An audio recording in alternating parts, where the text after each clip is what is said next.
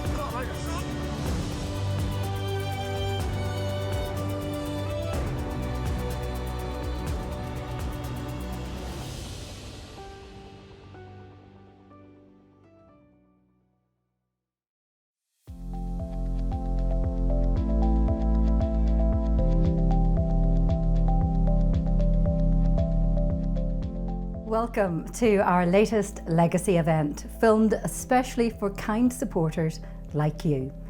People who are giving an extra special kind of support to the RNLI. Before we get started, a quick note about subtitles. You can turn on captioning by clicking the subtitles button in the video player or by pressing C on your keyboard. This time we're at Portrush in County Antrim, home to a busy lifeboat station and, in the summer months, a lifeguarding team too. I wish I could say I grew up and lived here on the stunning Gold Coast as it's known, but home for me is about an hour and a half inland on the shores of Lough Neagh. My most memorable visit here though was as a reporter for ITV when I was dispatched to do a piece on water safety with the RNLI. The producer thought it would be a good idea for me to try to give a sense of what it feels like to end up in the water unexpectedly.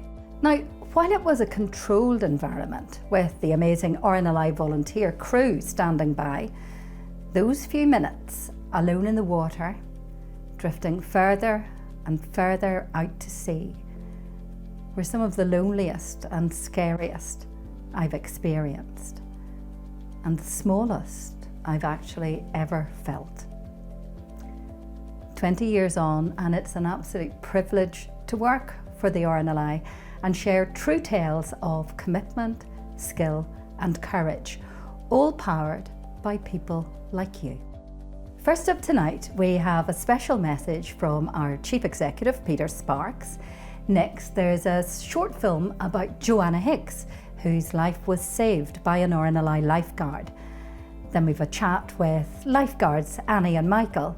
You'll meet John, who swapped retirement for lifeguarding. Then we'll speak to Mark and Karl, who are part of the crew here at Portrush RNLI. And finally, you'll meet Sylvia, who funded a lifeboat in honour of her late husband. Over to you, Peter. I'm Peter Sparks, Chief Executive of the RNLI, and it's my great privilege to lead our remarkable charity into its third century of lifesaving.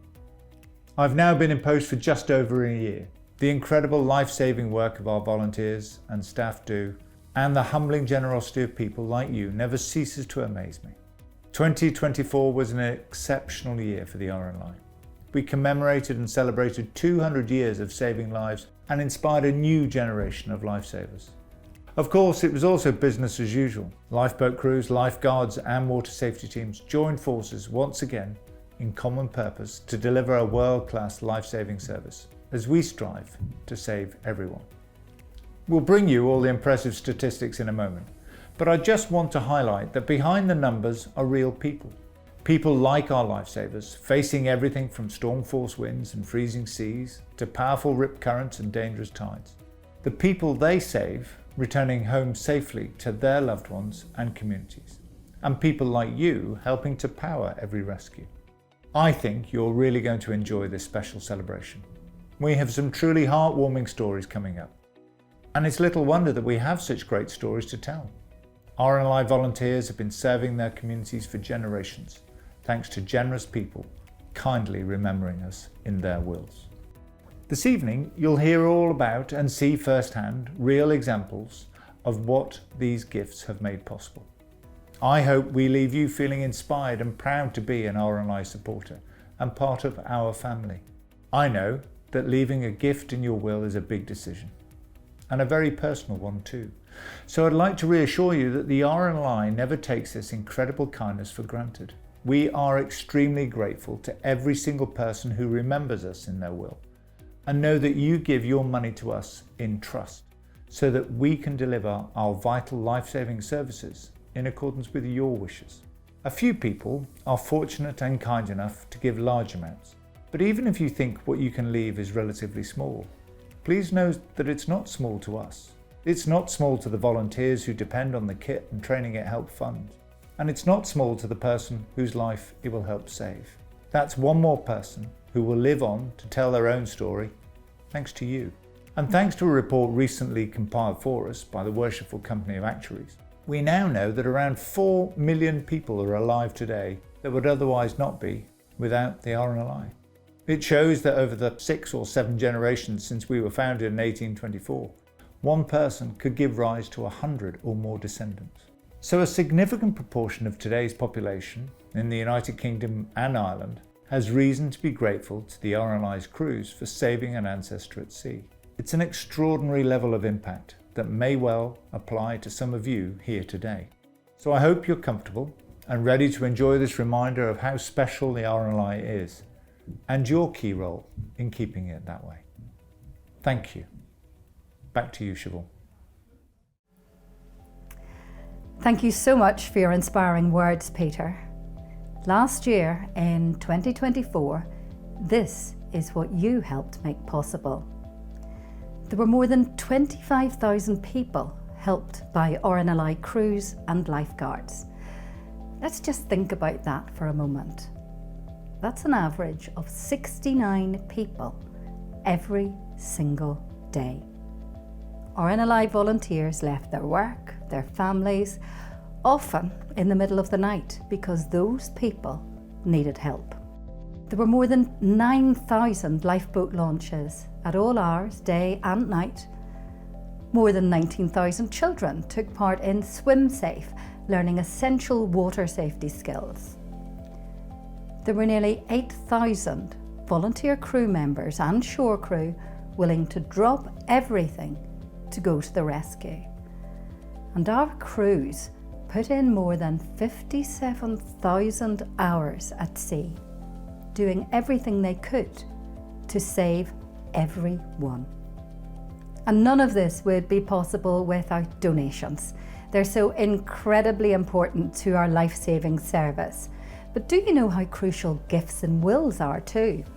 That's a question I hope to answer for you this evening. If you'd like to learn more about leaving a life-saving legacy, you can download your free Gifts and Wills guide from rnli.org/event guide. If you'd like to jot that down, I'll repeat it. rnli.org/event guide. And thank you so much to those of you who have already downloaded your copy. The link will be in the description of this video after the event, so if you haven't downloaded your copy yet, don't worry, you'll have time to do so at the end. There are lifeguards on patrol all around the coast of the UK and Jersey every summer, going to the aid of 17,068 people last year. Among those who owe their lives to these summer lifesavers is Joanna Hicks. You may already be familiar with her rescue story, but we're sharing it again as it's just so extraordinary.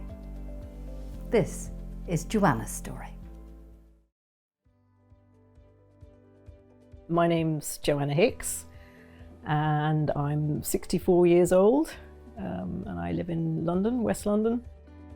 I probably wouldn't swim a marathon or something like that. Yeah, I think, I've always thought I was a good swimmer. I mean, as a child, we would go on holiday to the south coast, and so my summer holidays were always spent swimming in the sea, in the English Channel. Every year I always make a point of wanting to get into the sea around the British Isles somewhere.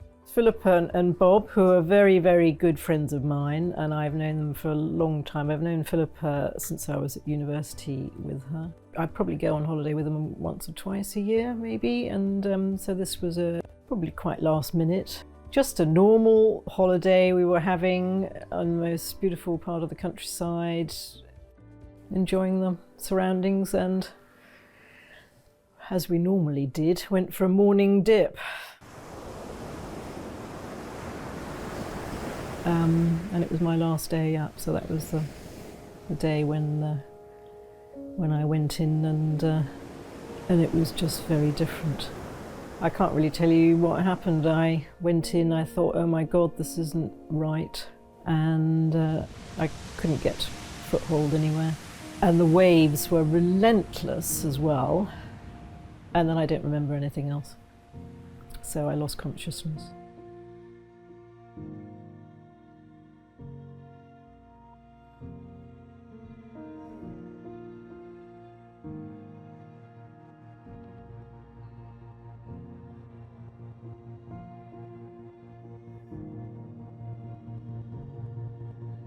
I am Matthew McLeod. I am an RNLI supervisor, but was an RNLI lifeguard here at Newgale.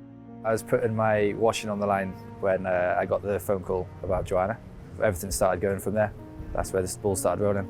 Drove down and saw that the lifeboat was here. Thought everything was okay, and then quickly realised it wasn't, and that's sort of when my training kicked in. Ran down, saw her friends and asked them what had been going on. Realised that she was in the water still and popped out on the boards. There she was face down, so turned her over, ditched the board and started to drag her back in.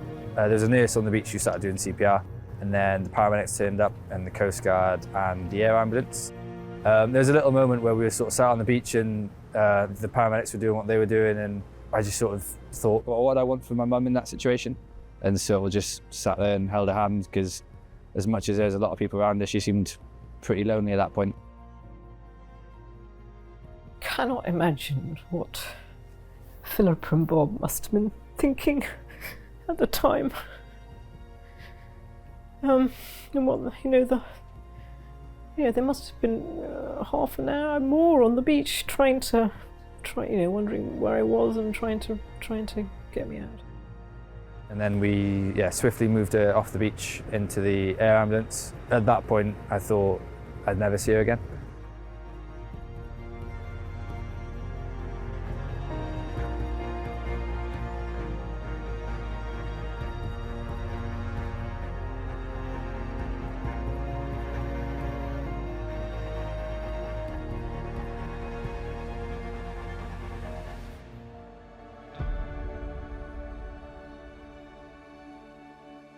My friends had been told on the beach I had less than a 1% chance of survival, so the paramedics said, really, this is very serious, and they didn't think I would survive. So when I came round 10 days, 2 weeks later, everybody was completely astonished.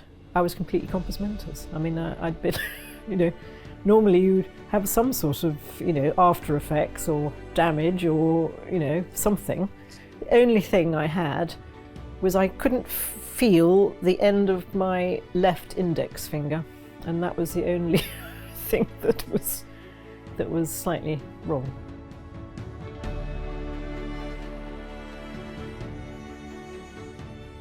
So it was pretty surreal to know that she was completely fine.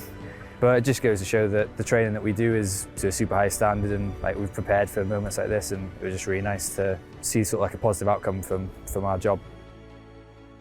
It's the first time that I've been back on the beach in the UK for 2 years. Absolutely wonderful to meet Matty. He's a brilliant guy and I feel honoured to have met him. We train rescues like that almost every week, whether it's rescues in the surf like it would be today, or first aid training, so if we have people that fall ill on the beach. So we're extremely prepared, and we go through command training as well, so when incidents like that kick off, we know how to manage those incidents and make sure that everybody who comes to the beach goes home nice and safe. You know, I do watch the TV programmes occasionally, and I watch all those, and you always think, well, you think that could never happen to me, and then you realise that actually it could. The RNLI is a charity, you know, and it doesn't exist without contributions from the public, like me.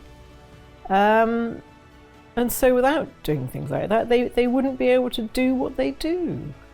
So of course I'm going to support them. And now, having had the experience I've had and experienced the amazing way they dealt with my incident and managed to save me, of course I'm going to support them, because they wouldn't be here today, and I wouldn't be here today, without these charitable donations. And you know, I will remember them. I will. That is my, you know, the least I can do. I've seen Joanna's story before, and each and every time I see it, it gives me goosebumps. And lifeguards can't save people like Joanna on the beach without the vital kit and the training provided by people like you. Let's take a closer look at what lifeguards need to be ready for the beach.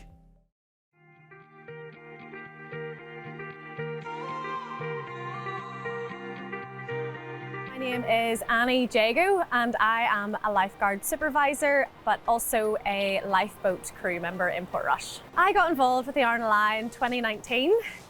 Started off as a pool lifeguard, and I thought, I want to step it up and become a beach lifeguard. I have always loved being beside the sea.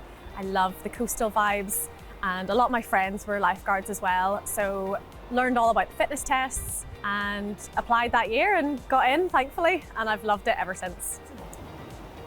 There's so many things I love about being a lifeguard, but I think probably the teamwork and the camaraderie are my favourite things. Getting to work with other like-minded people on the beach, and also being able to speak to members of the public. You see so many people walking past every day, and being able to interact with them and help them and let them know about beach safety and water safety. It's so rewarding, and really it's a lovely feeling knowing that we're actually helping people every day. My name's Jess, and I'm a lifeguard supervisor along the north coast of Ireland. My job basically entails proactively supporting the delivery of a lifeguard service, whether that's supporting the welfare of our lifeguards or delivering sort of operational equipment onto the beaches, ensuring that we can provide a lifeguard service for the public.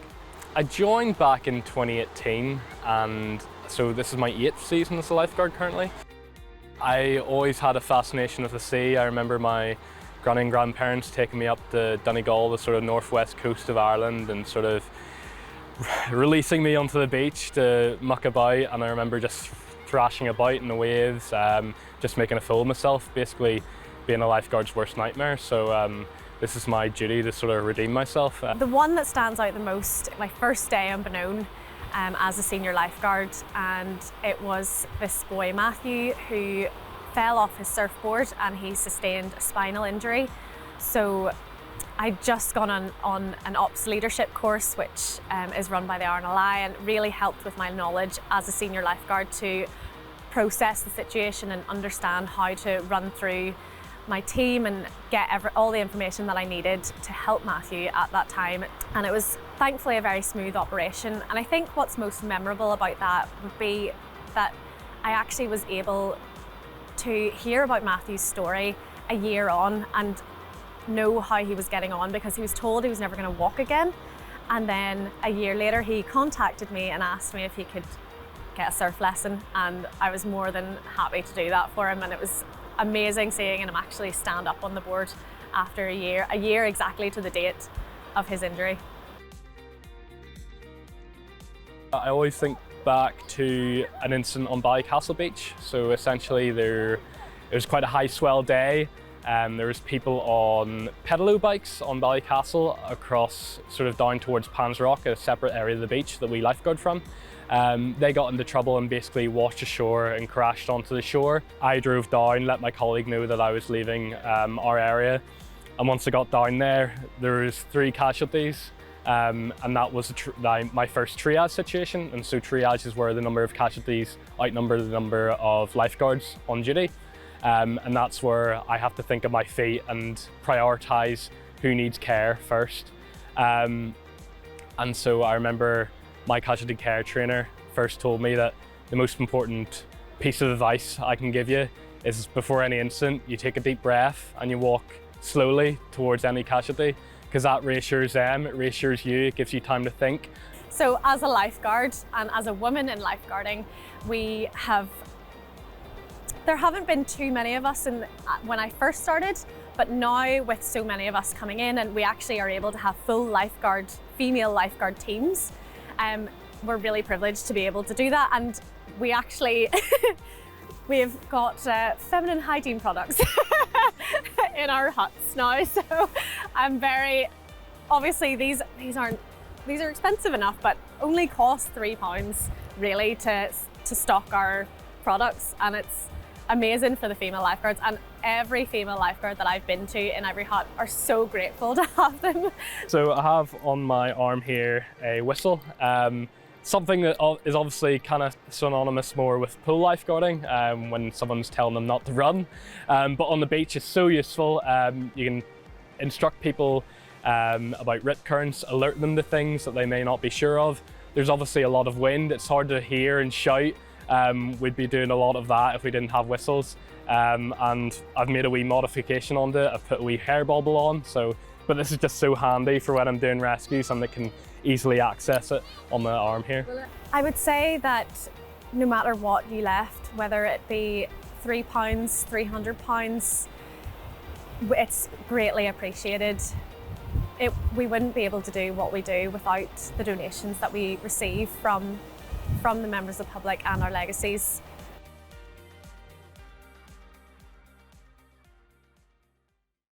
Lifeguarding provides life-changing skills and experience for recruits who are often in their teens and 20s when they join. But some of the team have decades of experience. Cue John Irwin, who has swapped retirement for saving lives at sea as an RNLI lifeguard.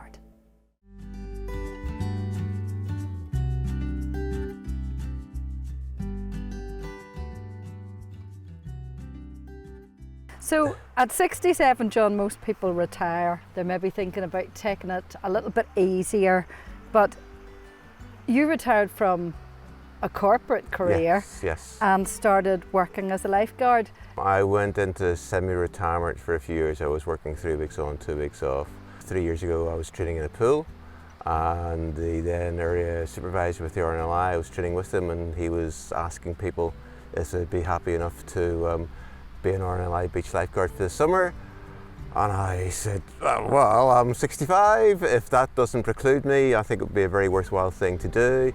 I train in a swimming pool, I do a lot of swimming, and I just thought, the open water, people don't realise how dangerous of an environment it is. So if you can come along and help, even at my age, I just thought, yeah, that would be a very, very worthwhile thing to do. I ended up living in Kilkeel, so County Down somewhere was going to be where I would be lifeguarding. It may not be Bondi Beach, but it's still pretty stunning. I work here, I work Cranfield, the other beach which is lifeguarded is Murlough. Being the oldest member of the team isn't really relevant because everybody's into swimming, everybody has mostly the same interests, and saving lives at sea, as they say, that's what we do. What was life like before lifeguarding for you? That was very hectic. I graduated in 1981 from Queen's, and I've worked in basically the engineering industry most of my life. In 1995 I set up a company for a small American multinational. Then in 2006, 2007 we were bought over by a giant multinational. For most of that period I would have been travelling 40 weeks a year, anywhere from Siberia to Sligo. So it was very intense, a lot of stress, but really good stress. But after a while you do get fed up with the travelling, and when I got to the age of about 62, 63, I thought that's enough travelling. So to actually work on the beach in this kind of environment, it's just wonderful. When I was younger, when I was 16, 17, I was an Irish 100 metres butterfly champion. Then I actually didn't swim for 40 years and started swimming again when I was 57. To blow my own trumpet, I went to the Irish short course this year, entered 8 events, which is a bit stupid really. But I came away with 4 golds, 3 silver and a bronze, so I keep myself fit. I just can't imagine not being able to do something, and this really is a very good marriage between my sport and being able to help people potentially. And you now have the title of being the oldest lifeguard in Northern Ireland. Yeah, is that something I'm proud of? I suppose it is. It's pretty unique, and hopefully next year I'll be an even oldest lifeguard in Northern Ireland, because that is the intention, so long as I'm fit enough and healthy enough to do it. And you have to be incredibly fit to be a lifeguard. Talk to me about the training to qualify as a lifeguard. Well, you have a 400 metre timed swim, you have a 200 metre timed run, you also have to do what we call under and over, which is 25 metres under the water, 25 metres over the water, and there's a cut-off time. So if you're 1 second outside, you fail. And then we're taught the board skills. So the rescue boards are there, you're taught how to paddle out, you're taught how to bring people conscious or unconscious onto the rescue boards. The same with the rescue tube, which is a torpedo tube as we call it. And then you're taught how to treat people if they are injured, or if they're a drowning incident, or whatever the situation is. The fitness tests are the same for everybody, and all the training is the same for everyone, regardless of who you are. So what do you love about lifeguarding? It's the potential to help people. You also work in a really nice environment. It's very quiet here today, but that's just because we're at setup and it's a cloudy day. If this gets sunny, there's a lot of people on the beach, and it can be very, very hectic. You really need to keep your wits about you to keep an eye, because this is not a swimming pool, this is open water, and even on a calm day like that, it can be dangerous. Next year marks 25 years of lifeguarding for the RNLI. How does it feel to be part of that? I honestly don't know how many people the lifeguards have saved, but I do know that you see people out there in trouble, and we're just ready to commit and go and do our best to try and save people. But it does make me incredibly proud, and I suppose it makes me proud that I'm actually the oldest person and I'm still doing it, and it's 25 years anniversary as well. So hopefully 25 years anniversary and I'll be 68 and still trying to do this.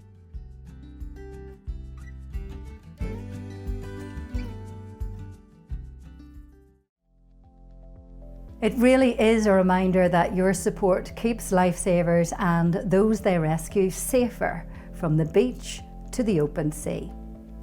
Next up, we're talking to Mark Mitchell, a coastal lifeboat trainer. I caught up with him to find out what or who inspired him to join the RNLI. Mark, tell us what inspired you to join the RNLI.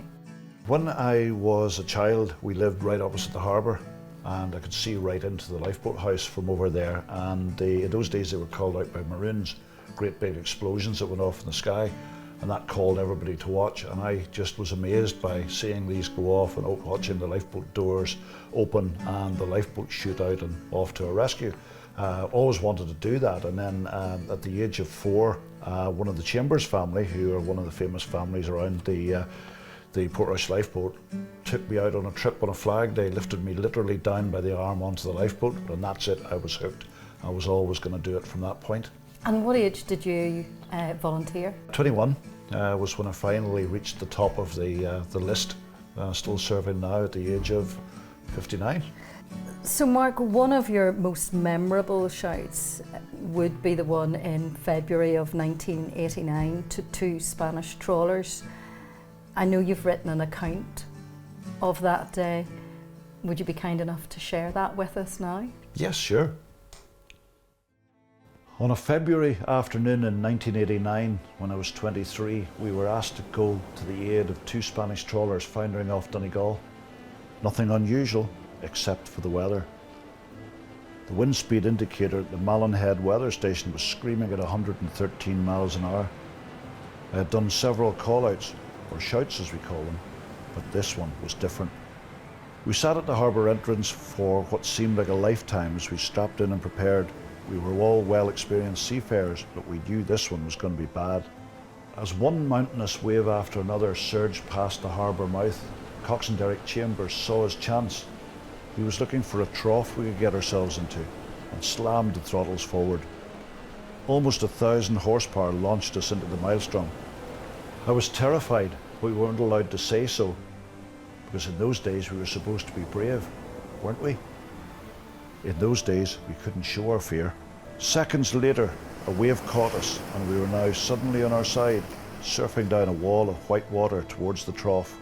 In a lesser boat, we would have been gone, but the legendary stability of the Irwin-class lifeboat Richard Evans pulled us back to something resembling an even keel, and we turned to face the next one. It was obvious, however, that the Deputy Second Coxswain, Terry Murdoch's ribs were broken. Despite the injury, he went on doing his job at the radar. At the end of the day, there were only 7 of us on the boat doing the job, so we go on if we can. The next wave, we climbed, before it was plucked away from below us. Now 28 tons of boat and men were falling, our propellers beating in clear air. Surely no boat could take the inevitable impact. As we hit the wave's trough, the sea exploded around us. We were now completely submerged. The constantly moving window wipers, designed to clear away heavy spray, were now stopped by the force of the sea, their powerful motors screaming in protest. Every rivet and bolt shuddered as the Richard Evans fought her way back to the surface. But then, there we were, on the next crest. The next few waves were the same, but as mariners will know, a boat needs her sea room, a room to manoeuvre, and as we broke out of the bay and into the open sea, the waves, though giant, became more predictable, and we could now read them and brace ourselves for each impact. Just then the radio message came through. The 2 Spanish trawlers which had been in difficulty were now in the shelter of Loch Swilly and no longer in any danger. The message said we could return home, but we couldn't. No boat could turn in these conditions without inevitable capsize. We had no choice but to go on towards the shelter of Loch Foyle and the haven of Greencastle, relatively sheltered from winds of this direction. Normally a 45-minute passage, we battled on for 3 hours as the coxswain played the throttle and wheel to keep us upright. At last, the welcome shelter of Inishowen Head was sometimes visible above the giant waves, but the sea wasn't going to give up that easily. As the might of the foil pushed against the sea, the waves seemed as big as the Himalayas.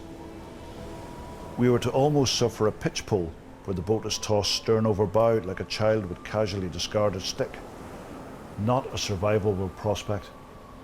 Once again, the legendary Arran fought off the advance, and we were within the safety of the mighty loch. I unstrapped and with my colleagues went forward to prepare the fenders and ropes for mooring up. The force of the wind was like an unseen hand. I needed the last of my waning strength to fight my way forward. Then there we were, alongside. Mechanic Anthony Chambers pushed the buttons that would bring the faithful Caterpillar diesels to a well-earned rest, and there it was, silence. For the first time that night there was an almost painful silence, and there we were, alive and alone with our own thoughts.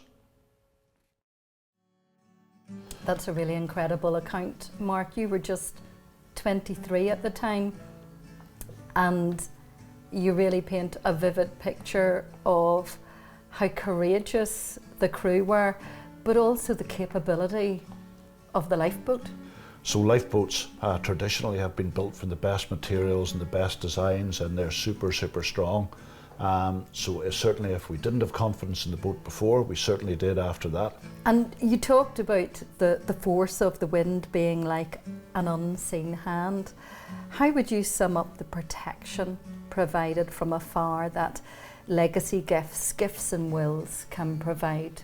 It's interesting you say that, because a recent donation had allowed us to access the absolute best of kit for the first time that day, and it was really quite amazing, the comfort, the protection that gave. But the equipment has evolved as materials have evolved, and the RNLI, they never take on new technology right away. They wait till it's been tested, which is good.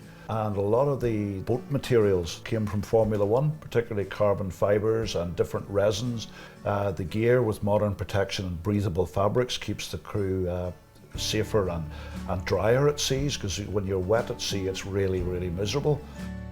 Just how important is that gift in a will, Mark, to you as a trainer of essentially volunteers who may not even have any background in seagoing whatsoever? Very much so. It's very important. The gifts that we get in wills that provide the best equipment that we can provide for those volunteers means that they'll feel a lot more safe at sea, knowing they're wearing tried and tested equipment that they feel very responsible for as well, in looking after the money that a donor has provided. The vital thing is that it keeps them safe to bring them back to their families at the end of the challenges that they've had during that day or evening. And thank you for all you do. Thank you. Another memorable shout for the Portrush crew was in 2009, when the crew launched to the rescue of two 14-year-old boys trapped by the rising tide. One of the crew on that shout was Karl O'Neill, who is Coxswain here at Portrush. Karl's here to tell us about that rescue. You're part of the legendary Chambers family, long association here with Portrush RNLI. Talk to me a little bit about that. So I'm 5th generation Chambers now in Portrush Lifeboat, and it started off with my great-grandfather, Karl Chambers, who I was named after. He joined the crew in 1924 after leaving the Navy. He took on the first full-time role in Portrush as the engineer when the first motorised lifeboat came to Portrush. And you've been involved since when? I've been involved with Portrush Lifeboat since 2006, so I'll be 20 years next year. Is it a silly question to ask you what inspired you to join? I grew up, obviously, with my family being very involved with the RNLI, but I remember growing up in particular around Portrush Harbour. We would, just enjoy the water in and around the harbour, and I would always see the grown-ups who were friends with my parents running along the quay, but when I saw them running, they always had their hand by their hip, and I always wondered what that was, and then I learned that was the lifeboat crew, and what they were doing was they were running for a shout, but they didn't want the pager falling off their belt. So these guys are my heroes, because I would be playing in the harbour and see these guys running towards the station, and if I saw someone holding the hip, I knew there was a lifeboat shout. It got to a point, even as a kid, I would run around the harbour with my hand on the hip just so people would think I was part of the crew as well, even though it was probably just me who noticed that. No one else knew that it was lifeboat crew. So it was just seeing these guys when I was growing up, they were my heroes, so I would look forward to the time where I became of age that I could join the crew. So you're in a pretty unique situation in that you've been both a lifeguard and crew. Talk to me about the roles that you've held. Yeah, so I started volunteering in 2006.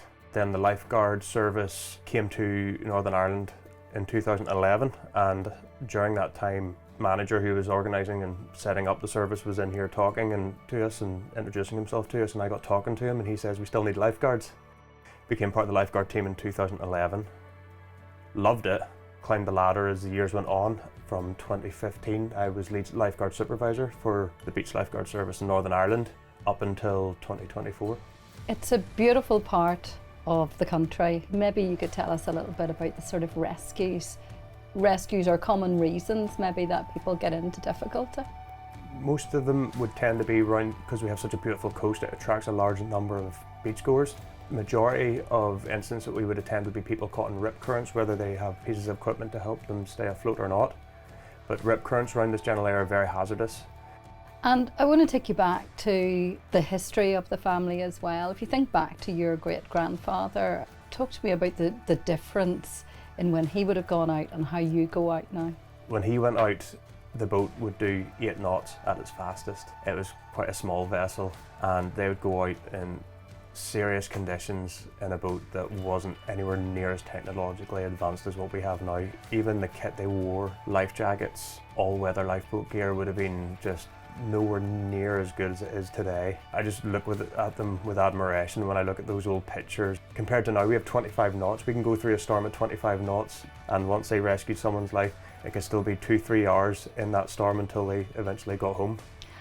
And while the equipment has changed and the boat, so the technology has changed a lot, the ethos of the RNLI remains almost exactly the same today as it was for your great-grandfather. That's it, and I think that's why my family has continued to serve and volunteer at Porthouse Lifeboat Station, because we understand that so long as there's an ocean there, someone may need help.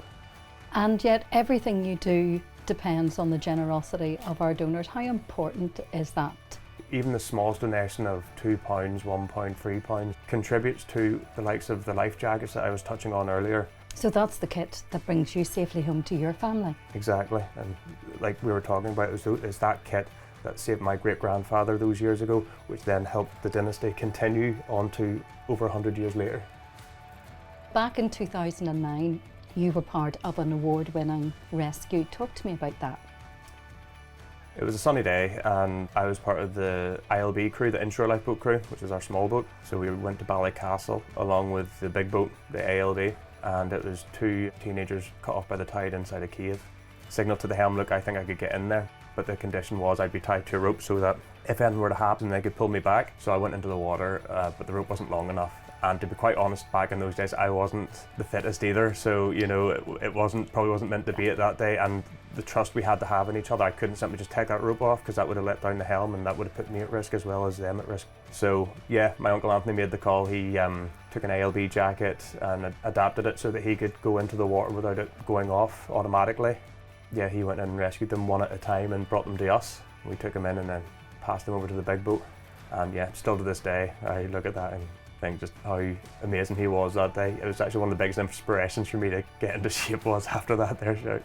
For anybody, that must have been an incredibly frightening situation. You were only 19 at the time. How did you deal with that? Simply down to the training. We train on a regular basis here on station. We go to the RNLI college in Poole, and the training was second to none, not only to save casualties, but it's also to keep ourselves safe in the water. And one more question, and I know we've talked about it before, but just how crucial are gifts and wills? Gifts and wills are immensely important. I think it's something like 6 in 10 lifeboat launches wouldn't be possible if it weren't for gifts and wills. And like I say, that doesn't just save lives of people that need us out at sea, it also saves our lives in the kit that we're wearing when we go out to sea and the kit that we use when we go out to sea. So it's immensely important, and I thank everyone that does donate, and I really hope they continue, because it's through them continuing that we can continue to do the work that we do. And thank you to Karl for telling us all about that amazing rescue and the importance of gifts in wills. If you've pledged a gift in your will already, that is absolutely amazing. Thank you so much. Your gift is our crew's protection at sea. It helps lifesavers like Karl return safely home to their families at the end of a shout. Legacies help to fund the lifeboats, the kit, the equipment, and the training our crews rely on to save lives at sea.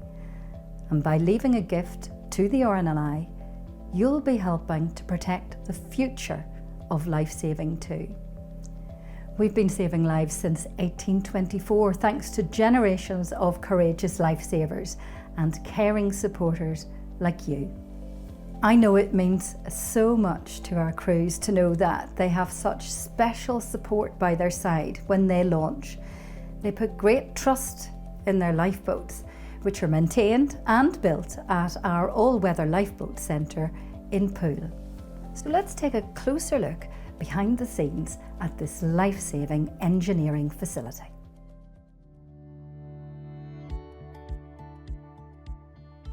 So we're now with Dan from the All-Weather Lifeboat Centre. Dan, really nice to meet you and thank you very much for your time. Tell us about the All-Weather Lifeboat Centre, how long it's been here, if you don't mind. So the ALC has been here since 2015, that's when we first got the first sort of boats in.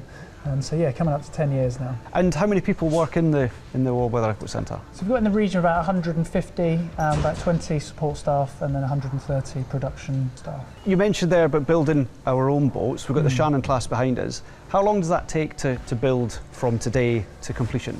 So from start to finish, we're looking at a process of about 17 months. We have 6 stages in-house, so it's about a quarter of a year for each of those stages, to then the final stage where we then do our trials and acceptance. So yeah, the whole process is about 17 months start to finish. Why is it so important that we build our own class of lifeboats here? In the concept of the ALC was to make sure that we could guarantee the future supply of our assets and make sure that A, they were repaired and maintained to a really high standard, but also built to a really high standard and in a cost-effective way.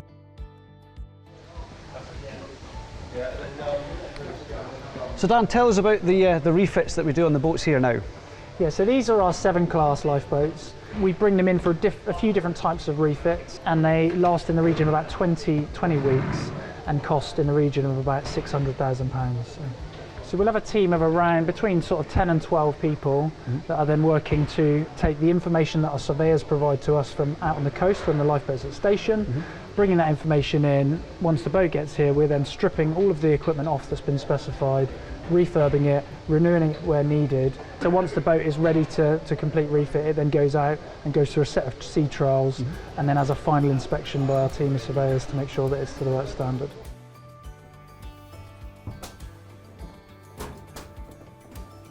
So yeah, this is the engine room of the 7-class lifeboat, and one of the most significant pieces of work we do in refit is to replace our existing Caterpillar engines, which are now obsolete and at end of life, with these brand new MTU engines, which are going to at least see the boat out till the end of its life. So Dan, you mentioned about the all-weather lifeboats come from stations all over the organisation to here in Poole to this facility. Does that mean that the station's now off service or it's not available? No, so we have a relief fleet, which is a load of boats that are then not allocated to an individual station. And so to facilitate the boats coming in here for what is a significant amount of time, we then put those boats onto service on that station, which then means that they can continue to operate, continue to save lives without having any issues there. And why is it so important for the different classes of lifeboats to come to this facility? So we've obviously built a really fantastic facility, but we've also built a huge amount of skills and knowledge and experience in the various different types of boats that we've got. And we're best placed now to be able to deliver those refits for the best cost. Very similar to what we discussed around the Shannon build. And yeah, we can deliver a top class product that then goes out and keeps our crew safe. And it is a brilliant facility, and it's really appreciated you taking the time today, so thank you very much. Thanks a lot, Steve.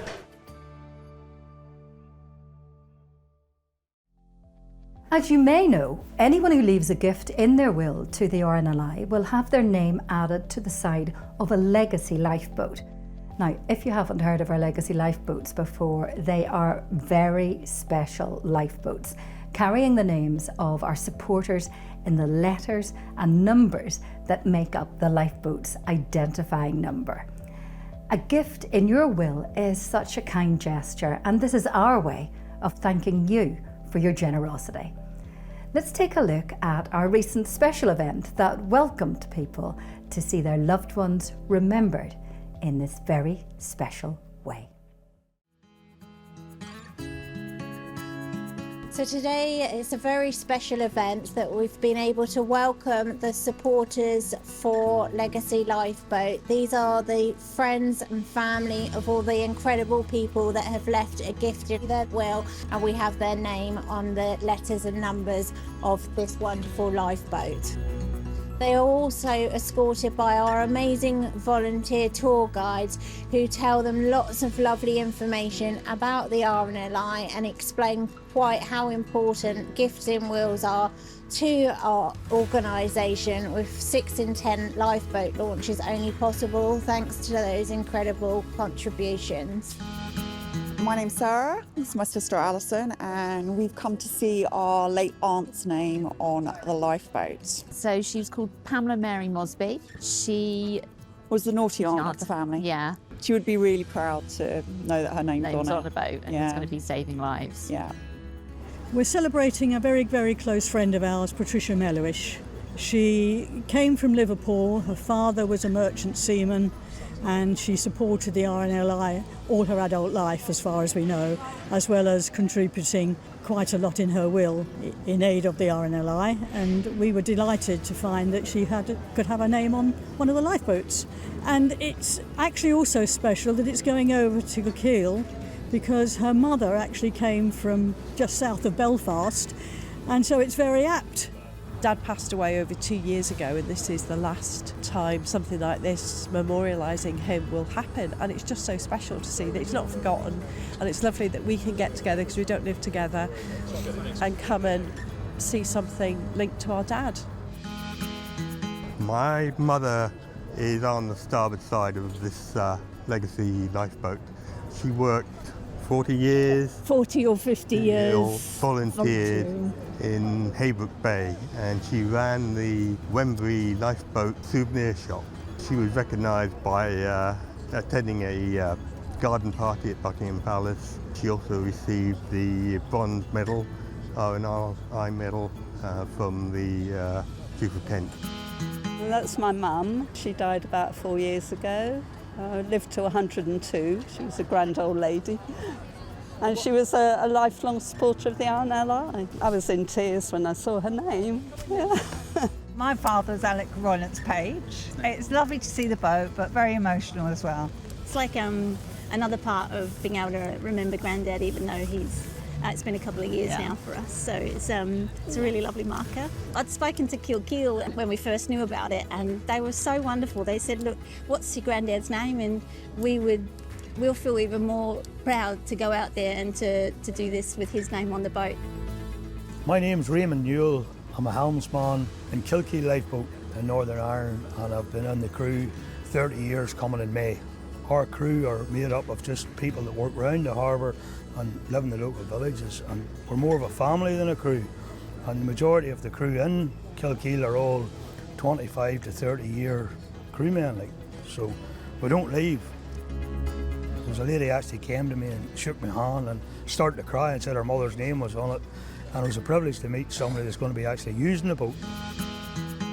We're here because our mum Barbara Piercy is on the boat. We live near Mudderford, and so my mum did fundraising for the RNLI down at Mudderford.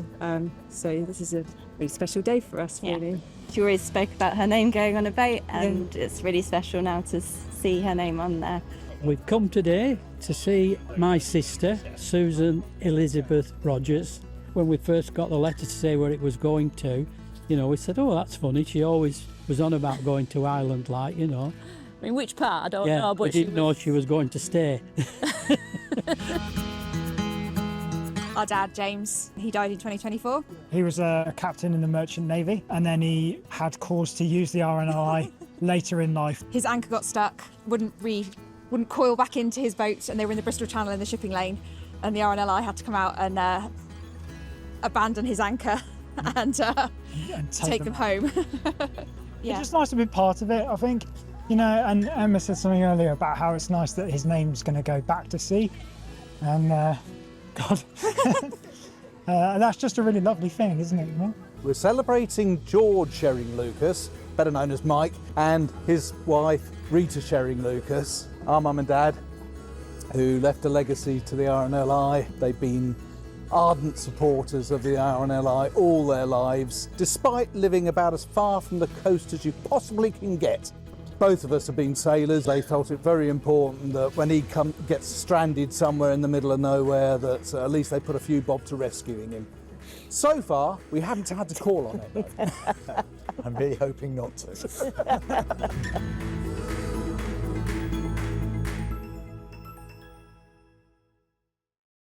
While legacy lifeboats feature the names of people who have left a gift in their will to the RNLI, there's actually another way to add a name to a lifeboat. With Launch a Memory, you can make a donation and remember a loved one you miss or celebrate someone still with us. Their name will be added to the letters and numbers on the side of a special lifeboat, and they'll join the crew every time they launch to the rescue. To add a loved one's name to the Swanage Launch a Memory lifeboat, search for Launch a Memory. Now, back to Portrush and to one of their lifeboats with a very special story behind it, the D-class lifeboat, the Ken Blair. It was funded by Sylvia Blair in honour of her late husband. Sylvia is an absolutely incredible lady and a great friend to everyone here at Portrush Lifeboat Station, and I was privileged to catch up with her at the station to hear all about her beloved Ken and why funding a lifeboat in his memory is such a fitting tribute.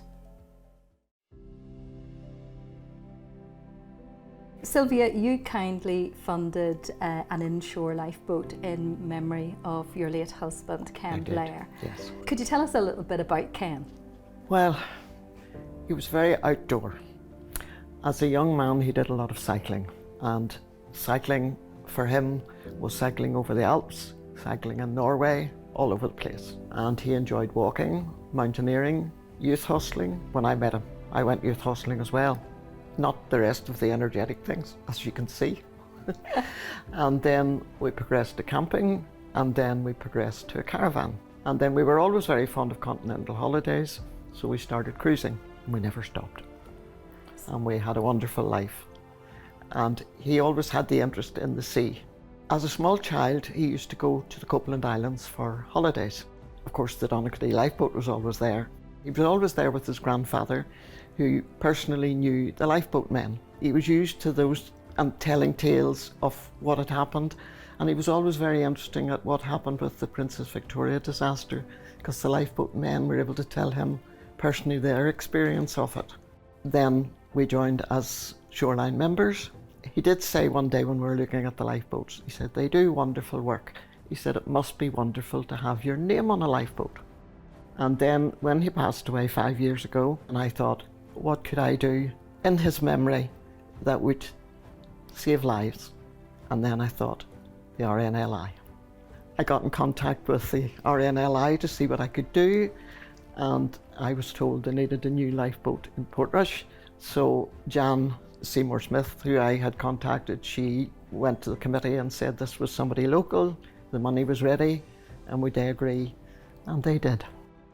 Tell me why funding the lifeboat in his memory is such a fitting tribute. Because when I hear about all the rescues, and I think, there's another life saved, I feel so proud. There's a family haven't got bad news tonight because their loved one has been rescued. And that's because of Ken, Yeah. and because of Yes, his and I'm legacy. sort of proud that it's the Ken Blair who has gone out and helped. Just describe that relationship that you have with the crew here at Portrush. Well, it's like the relationship you'd have with personal friends. And they keep in contact with me, and they invite me to things that are happening in Portrush. They've been so good. And you get regular updates as well. Yes, very regular. Every time the Ken goes out, I hear about it. You mentioned to me earlier, Sylvia, that funding the lifeboat has opened up a whole new world to you. Would you care to tell me a little bit more about that? Well, I've now got involved with the RNLI. I volunteer in the shop in Donaghadee, and I've met so many friends there. So it's kind of opened up a new world for me. A lot of people I didn't know that are now like personal friends. The RNLI is one big lifeboat family. How do you feel when you see the lifeboat launch? Well, I feel closer to Ken when it's happening, because I feel he's looking down. I think he would be very proud and very grateful.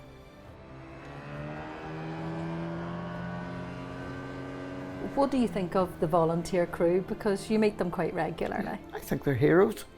I mean, they're going out in all weathers. They're risking their own lives to save others. It's meant a huge amount to the RNLI and the crew here at Portrush to have the inshore lifeboat. But what does it mean to you? Well, it's keeping Ken's name alive, and the fact that he wanted to help other people, it is obviously helping a lot to save lives. I always feel when I come up here that Ken's with me and the lifeboat's sitting there. It's a strange sensation. If someone's thinking of leaving a gift in their will to the RNLI, what would you say to them? I would say that's wonderful. That's lovely, thank you. Sylvia is an incredible lady and we are incredibly grateful to you, Sylvia. And that just about brings us to the end of this event. I hope you've enjoyed getting to know our lifesavers and finding out about the many different ways that every pound and euro equips, protects and trains them. Also that they can help people like Joanna live on. It's an absolute honour as ever to spend some time with you.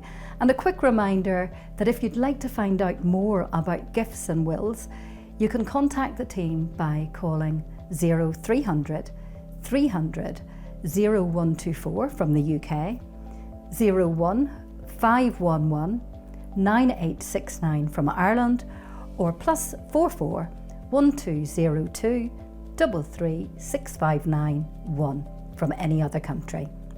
You can also email legacy_engagement@rnli.org.uk, and the team's available Monday to Friday between 8 AM and 6 PM. Thank you once again for standing beside the RNLI, and I hope you enjoy the rest of your evening. Thank you.